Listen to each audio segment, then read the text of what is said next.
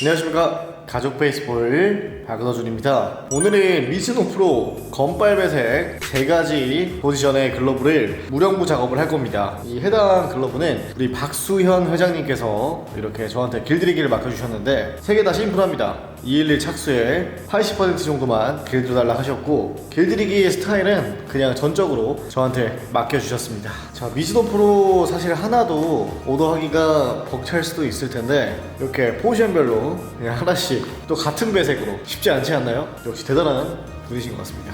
사실 야수 같은 경우에는 괜찮을 것 같은데 이 미트가 굉장히 하드해요. 미트 강도가 아마 그냥 중간으로 넣으신 것 같긴 한데 굉장히 하드합니다. 제가 항상 느끼는 건데 이 미즈노 프로는 내야 외야는 그나마 좀 부드러운 편인 것 같은데 미트들 그리고 투수 글러브, 와, 굉장히 하드한 것 같아요. 원피 자체도 좀 두꺼운 원피인 것 같고요. 근데 이렇게 3가지 포지션의 미즈노 프로 검빨배색 글러브 하나씩 무령부를 해볼 건데, 이게 제가 한 번에 다 담갔다가 딱 빼서 바로 길들이기 하고 싶지만 이 너무 오래 담가놓으면 또 좋지도 않고, 또 담가놨다가 뺐다 하는 그 순간에 물이 식을 수도 있기 때문에 하나씩 무령부 해나가도록 하겠습니다. 자, 그러면 내야부터 길들이기 해볼게요.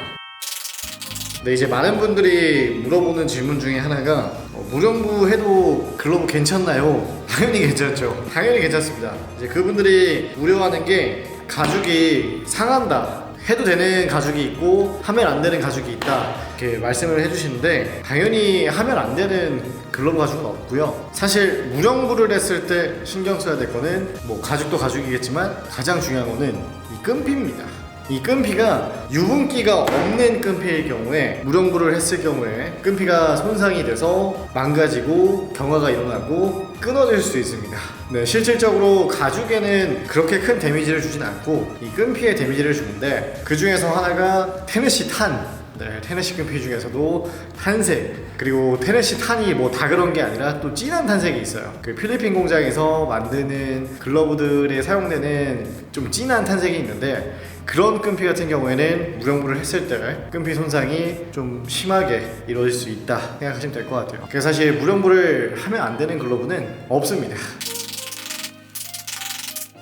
그리고 약간 길들이기를 처음 하실 때 저는 추천드리는 방법이 사실 수타보다는 무령부입니다. 처음에는 이제 어느 부분을 두드려야 되고 부드럽게 해야 되는지 잘 모르기 때문에 이곳저곳 많이 두드릴 거란 말이에요. 그러면 수타로 그렇게 두드리는 것보다 무령부를 하고 두드리는 게 훨씬 더 가죽에 손상을 덜 줍니다. 제가 봤을 때는 처음 길들이기를 하신다 하면은 무령부를 하시는 게 훨씬 더 좋을 것 같습니다. 실제로 무령부가 작업하는 입장에서 더 편한 측면이 훨씬 많습니다.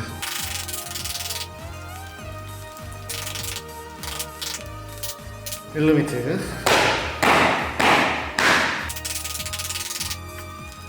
많은 분들이 이제 무령부를 하면은 많이 부드러워질 거라고 생각을 하시는데, 뭐 맞는 말이기도 하지만, 근데 사실 무령부를 하고 나서 건조가 되면은 다시 딱딱해집니다. 그래서 그 과정에서 한 번 더 이제 라인만 잡혀 있는 상태죠, 거의. 그 상태에서 한 번 더 길을 들여야 되는데, 거기서 어느 정도의 시간을 투자하고 노동을 하냐에 따라서 이 길들이기 강도도 조절이 됩니다. 무령부를 한다고 무조건 부드러워지는 거는 아닙니다. 근데 대체로 무령부를 맡기시는 이유가 부드러운 글러브를 선호하시기 때문에 그렇게 부드럽게 작업을 많이 해드리는 거죠. 네, 현재 1차적으로 글러브 건조 한 80% 정도 된 상태에서 지금 어떤 형태로 되어 있는지 여러분들께 한 번 더 보여드리도록 하겠습니다. 지금 내야 글러브 같은 경우에는 211로 사용한다고 하셨기 때문에 이런 느낌입니다. 확실히 처음 이제 작업했을 때보다 훨씬 더 단단해졌어요. 가죽이 이제 건조가 되면서 단단해진 느낌인데, 이제 이 상태에서 오일링 작업하고 다시 길들이기 할 예정입니다. 내야 글러브부터 보여드리면 이런 느낌이고, 그리고 확실히 내야 글러브는 제가 틈틈이 계속 만져서 그런가 건조가 돼도 그렇게 딱딱한 느낌은 아닙니다. 그 다음에는 이제 외야 글러브도 이런 느낌. 확실히 외야 글러브는 많이 딱딱하네요. 외야 글러브는 이런 느낌으로 길들이기 해볼게요. 많이 하드해졌어요. 얘네 작업을 필히 다시 해야겠네요. 그러니까 이게 무령부를 한다고 해서 무조건 부드러워지는 게 아닙니다, 사실. 부드럽게 하기 위해서 무령부 작업을 많이 하시니까 결과물이 부드러운 것 뿐이죠 사실. 일루미트도 많이 하더랍니다. 일루미트도 보시면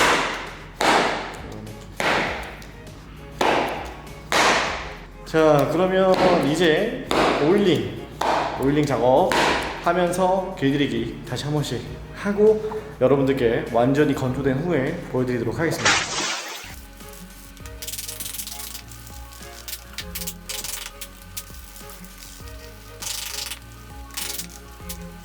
네, 현재 모든 포지션의 글러브들 무령부 작업 완료했고요. 길들인 거 보여드리면 레아 글러브 같은 경우에는 이런 느낌, 211의 바닥면이 좀 단단한 느낌을 살려서 길들이기 해달라고 하셔서 거기에 맞게끔 작업해드렸습니다. 자, 길들인 거 보여드리면 그리고 실사 100%가 아니라 80% 정도만 길을 들어달라고 하셨기 때문에 좀 거기에 맞게끔 작업해드리려고 노력했습니다.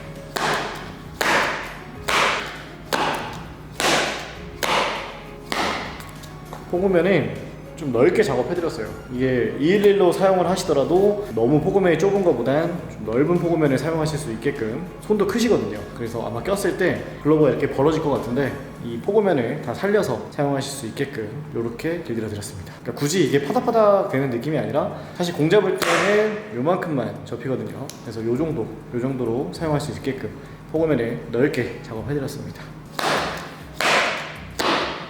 그 다음은 웨어 글러브. 자, 웨어 글러브도 거의 80%만 작업해드렸고요. 지금 보시면 거의 웹을 건드리지 않고 길들이기 해놓은 상태입니다. 바닥면도 살려서 이쪽 손가락 부분들만 움직이는 형태로 작업해드렸고요. 바닥면에 살아있고 손가락들만 이렇게 움직이고 있죠. 자, 길들인 것도 보여드리면 이런 느낌으로 길들이기 해드리겠습니다. 이번 무령부에서 중점으로 둔 거는 부드럽게 하는 것보다 사실 바닥면을 살린 상태에서 이 손가락으로만 거의 움직이는 형태로 길들이기 하고 80% 정도의 조작감 나올 수 있도록 길들이기 해드렸습니다. 이런 느낌으로 길들이기 해드렸고요. 일루미트는 너무 부드럽게 작업하진 않았습니다. 이 정도, 이런 느낌으로만 길들이기 해드렸고요. 자, 일루미트가 확실히 제가 일루미트가 좀 많이 하드하다 보니까 볼집에 신경을 진짜 많이 썼어요. 볼집을 진짜 많이 때려서 길들이기를 했는데 확실히 그게 지금 테스트할 때 좀 드러났네요. 제가 살짝만 던져도 이렇게 깊게 박히는, 이렇게 팍 박히는 그런 느낌으로 길들이기 되겠습니다. 호우 시끄러워. 길들이기 아주 잘 됐죠.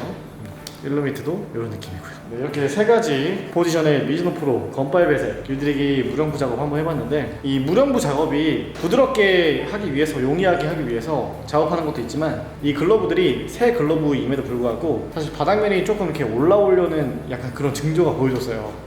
네, 그래서 이 글러브의 주인분도 이 바닥면을 좀 평평하게 쓰고 싶어서 평평하게 한 상태로 이 글러브 손가락으로만 조작감을 좀 만들고 싶다라고 요청을 해주셔서 무령부 작업을 진행했던 거고요. 이 무령부 작업이라는 게 마냥 부드럽게 하기 위해서 작업을 하는 게 아니라 좀 내가 원하는 형태의 모습을 좀 더 편하게, 그리고 가죽의 데미지를 좀 덜 주면서 작업을 하기 위해서 이렇게 무령부 작업도 한다는 거 한번 보여드렸습니다. 이 무령부 작업이 가죽의 데미지를 줄 수도 있겠죠. 영향을 미칠 수 있겠지만 내가 원하는 이 형태의 길각을 잡기 위해서 수타 길들이기보다 오히려 무령부가 가죽의 데미지를 덜 줄 수 있다고 저는 생각합니다. 자, 그러면 오늘 영상은 이렇게 마무리하도록 하겠습니다. 자, 부족한 영상 끝까지 시청해주셔서 너무너무 감사드리고요.